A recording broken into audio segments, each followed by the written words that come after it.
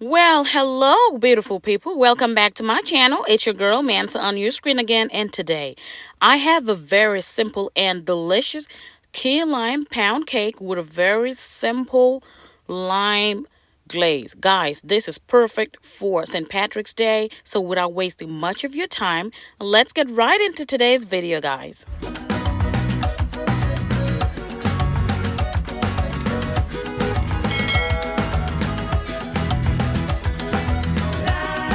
So these are the ingredients you would need. Here I have 3 cups of all-purpose flour already sifted to get rid of any lumps. Sifting your flour really helps to aerate it. And to that, I'm going to be adding 1 teaspoon of baking powder. That's all I'm adding here. And it's a very simple cake, so these are all the dry ingredients. I'm just going in with a whisk to just get that all combined and well incorporated, and that is it. We'll put that on the side. Now I always like to begin with zesting my lime because it's going to be a lot of lime. It's a key lime cake, so you need lots and lots of zest, because trust me baby, it's going to make all the difference. So here I have 5 limes. I'm gonna start off just zesting them. So I'm looking for about 2 tablespoons of zest. I want a lot of zest, so I'm just going in with my grater and just zesting it. How are you guys doing? I hope you all are doing well. If this is your first time on this channel, you are absolutely welcome. So here is a zest. It already smells so good, so we're gonna put that aside, and then I'm gonna juice the limes. So here I just ended up using 4 out of the 5, so I'm just gonna go ahead and juice that up just using a simple citrus juicer. And guys, my grandma always had a tip for me. If you buy any type of citrus that you want to juice, just simply roll it out on a flat surface just using your palm, and it would soften it up and you can juice all of those extra juices out. That was a good tip that my granny taught me. So this is a juice right here. We're going to put that on the side. And today I'm using a 14 cup baking pan, and I'm going to prepare it by just spraying it with some baking spray. This already contains some flour, and it is a non-stick pan, so that's all I'm using today. You can also use butter and lightly coat it with some all-purpose flour. Now I'm going to be using my hand mixer today, and I'm starting off with 1 cup of really cold heavy whipping cream, and I'm using my whisk attachment on my stand mixer. Now this process is really important because I'm trying to make my own homemade whipped cream, and all I'm doing is just whisk it to the point where I'm going to get some stiff peaks. Don't beat it more than that. So mine took about 5 to 6 minutes. And once I get those stiff peaks, I stop right there. This is what I'm looking for. Put that aside. Now, here I have 3 sticks of salted butter. If you're using unsalted butter, then go ahead and add some salt to your flour mixture. So I always use salted butter for most of my pound cakes, so I don't end up using any salt at all. So you want to cream this butter until it's nice and smooth and lump free. Make sure it's at room temperature because you would achieve that really fast. Now here I have 2.5 cups of regular granulated white sugar. You can add up to 3 cups, but I find it too sweet for me. Considering the fact that I'm still going to do a glaze, I always go with 2.5 cups. You can even go with 2 cups depending on your preference, okay? So once we get that in, I'm going to turn up my mixer. I want to make sure that I mix the butter and the sugar to be really light and airy, as you can see. Now I'm going to start incorporating eggs. I have 5 large eggs here at room temperature. I'm going to be adding them one at a time and mixing in between for about 20 to 30 seconds. Okay, this just helps to incorporate everything more easily and avoid overbeating and just overworking all the gluten in that cake. Make sure to also stop in between and scrape down the sides of your bowl and also your beater. Now this is my dry ingredients. We're going to start incorporating that. And here I have 1/2 cup of whole milk at room temperature and 1/4 cup of sour cream. Guys, I'm adding the sour cream, and what I'm trying to build here is a lot of texture and a whole lot of moisture. So I've added the sour cream, and once that is incorporated, I'll start off by adding a little bit of that flour until I get all of it in the batter. My choice of ingredients today, guys, will give it a velvet smooth melt in your mouth pound cake, and you would see those end result once we're done. Okay, so now I'm adding 2 to 3 tablespoons of that lime juice, and that brings us to today's sponsors, which is Skillshare. Skillshare is an online learning community with thousands of creative classes for curious people like you and I am always particularly going in for some culinary classes to get myself better in this field. And I know a lot of you people like baking, so you would definitely find something that you like. I am currently enrolled in this class by Lily Ann, who is a professional pastry chef, and I particularly like the tips that she shares in this class called Cake Baking 101, where she just goes down to the nitty gritties and just talks about the basic tools, such as using a kitchen scale to measure out your ingredients for baking as opposed to using a cup. As you guys know, a kitchen scale is the most accurate tool that you can use to measure anything.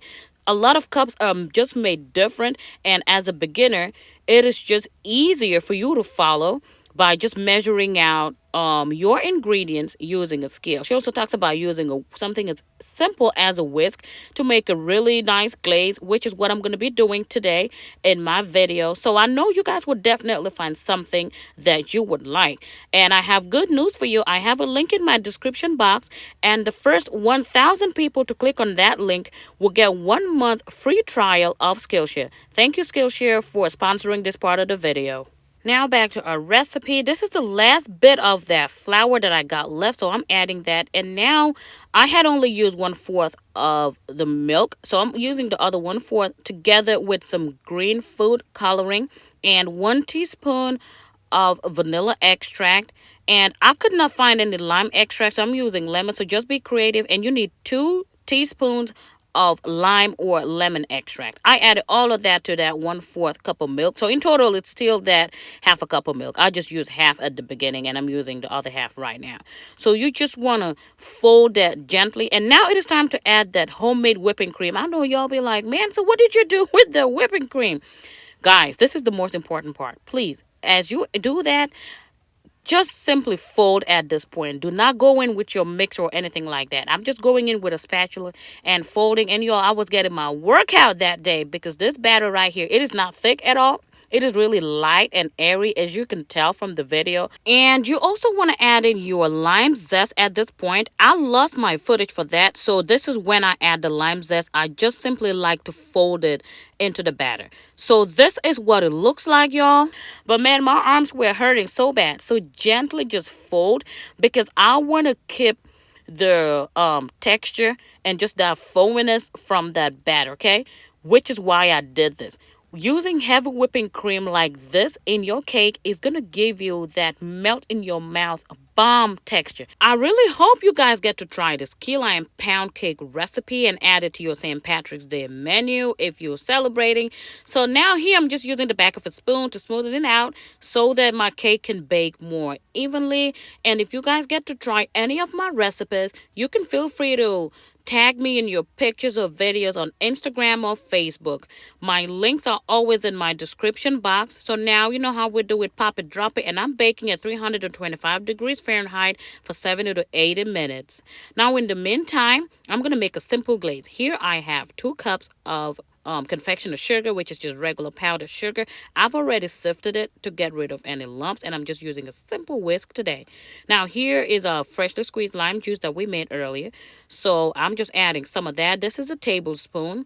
I started off with 2, and I ended up using 3 tablespoons of freshly squeezed lemon juice. And I also used this lemon extract, half a teaspoon of lemon extract, and half a teaspoon of vanilla extract.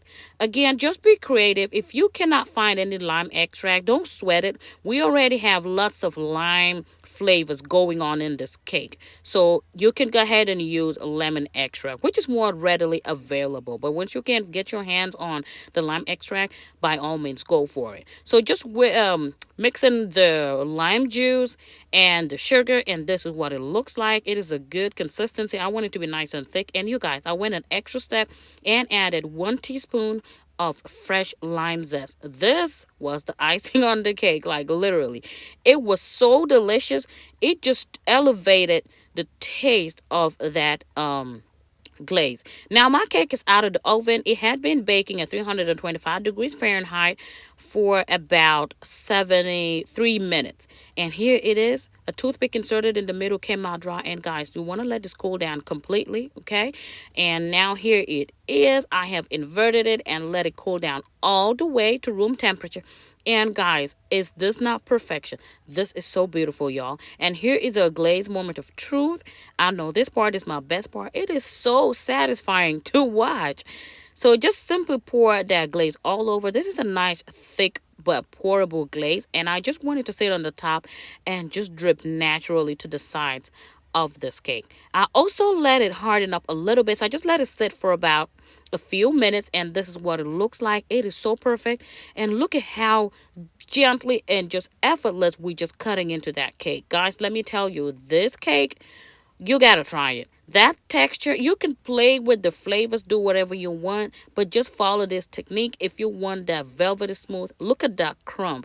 This is just special, and I bet you guys will love it. It is so smooth, and let me tell you, it's even better the next day. I don't know about y'all, but when my pound cakes sit outside, on just on my counter, the next day, it's even more bomb. Now look at that. Y'all, give your girl a thumbs up if you're enjoying this video. It really helps me out, and I hope you guys have a good day. To everybody that's celebrating St. Patrick's Day, I wish you a good one, and I'll see y'all in my next video. Stay blessed, everybody.